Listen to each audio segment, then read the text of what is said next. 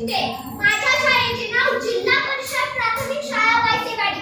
मी आज तुम्हाला मी जिजाऊ बोलते या विषयावर वेशभूषा सादर करत आहे. जाधवांची कन्या भोसलेंची सून, जाधवांची कन्या भोसलेंची सून, शुभांची माता भाग्य कोणते अजून, शुभांची माता भाग्य कोणते अजून. ही तरी स्वराज्याची पताका कधी अभिमानाने डोलते. लक्ष देऊ नये का मी जिजाऊ बोलते, लक्ष देऊ नये का मी जिजाऊ बोलते. आमचा जन्म जाधवांच्या घरी झाला तेव्हा आनंदाने दारादारात रांगोळ्या काढल्या गेल्या, तोरण लावली गेली, हत्तीवर साखर वाटण्यात आली आणि आमचं नाव जिजा असं ठेवलं. आईच्या इच्छेखातर आम्ही 6 वर्ष शिकलो. आईच्या इच्छेखातर आम्ही 6 वर्ष शिकलो. अतिशय कठीण परिस्थितीवर मात करून आम्ही आमच्या शुभांना घडवलं. अतिशय कठीण परिस्थितीवर मात करून आम्ही आमच्या शुभांना घडवलं.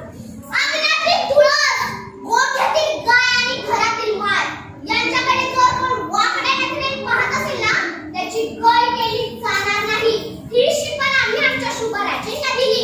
आम्ही पाहिलेले स्वराज्याचे स्वप्न ते त्यांनी पूर्ण केले.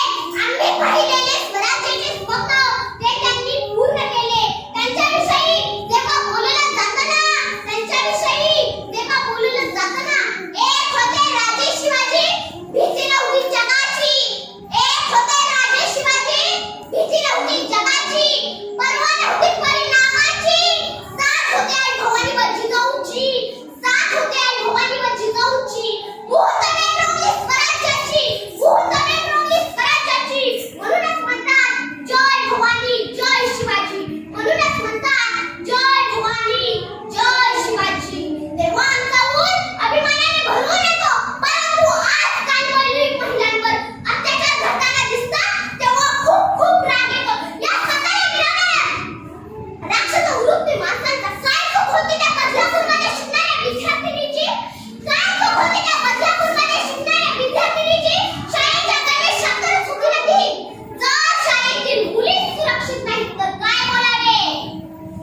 अनेक प्रसंगात विचारमध्ये बोलले जाते मुली महिलांवर अत्याचार झाले तेव्हा चुकीचे फक्त महिलांनाच ठरविले जाते. मग त्याच्यावर त्यांचे कपडे बाहेर पडण्याची वेळ अशा सर्व गोष्टींमुळे त्यांना बोलले जाते. परंतु आमच्या बदलापूरमध्ये शिकणाऱ्या विद्यार्थिनी शाळेच्या प्रवेशात तर चुकी ना. काय चूक होती त्या महिला त्या महाविद्यालयात प्रशिक्षण घेत होती त्या महिला डॉक्टरचे. खूप सारे स्वप्न पुरेशी बाळगून एवढा अभ्यास करून आई वडिलांनी एवढा खर्च करून शिकवले आणि क्षणाभरात स्वतःचे मुख्य झाले. एवढंच नाही तर मुली महिला नोकरीच्या ठिकाणी सुरक्षित नाही. अहिल्यानगर जिल्ह्यामधील चिंचोली पाटील येथील आमच्या अंगणवाडी सेविका उमाताई पवार या त्यांच्या कर्तव्यावर असताना त्यांच्यासोबत खूप वाईट घडलं. राग येतो या स्वतःला मिळवणाऱ्या राक्षस वृत्ती माणसांचा, राग येतो या स्वतःला मिळवणाऱ्या राक्षस वृत्ती माणसांचा. मला आठवतोय तो एक प्रसंग, मला आठवतो तो एक प्रसंग जेव्हा शिवाजी महाराजांच्या सैन्याने अकबरच्या पत्नीला शिवाजी महाराजांसमोर आणले तेव्हा शिवाजी महाराजांनी तिचा आदरस्त करून तिला साठी चोरी करून तिला सोडून तिच्या घरी पाठवले.